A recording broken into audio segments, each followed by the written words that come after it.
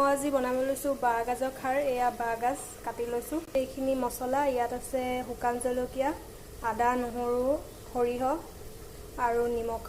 এয়া অলপ পিঁয়াজ লৈছোঁ। এয়া ৰঙালাও, এয়া অলপ বুট দাইল। এয়া এতিয়া গৰম তেলত পিঁয়াজখিনি দিম। পিঁয়াজখিনি অলপ ৰঙচুৱা হোৱালৈকে ভাজিম। পিঁয়াজখিনি অলপ ৰঙচুৱা হৈ আহিছে। এতিয়া আমি ইয়াত মছলাখিনি দি দিম, আদা নহৰু। এইখিনি ভজা হৈ গ'ল। এতিয়া আমি বাকী বস্তুখিনি দি দিম। ইয়াত আমি এতিয়া ৰঙালাওখিনি দি দিম, বুট দাইল, বাঁহগাজখিনি। এইখিনি ভালকৈ এতিয়া মিহলি কৰি দিম। প্ৰয়োজন অনুসৰি এতিয়া পানী অলপ দিম। এতিয়া মেইন বস্তুটো হ'ল আপোনালোকৰ চ'দা। এই চ'দা অলপ দি দিছোঁ। খোৱা চ'দা দি দিয়াৰ পিছত অলপ মিহলি কৰি এইখিনি এতিয়া 10টামান চিটি মৰাব লাগিব, তাৰপিছত হৈ যাব।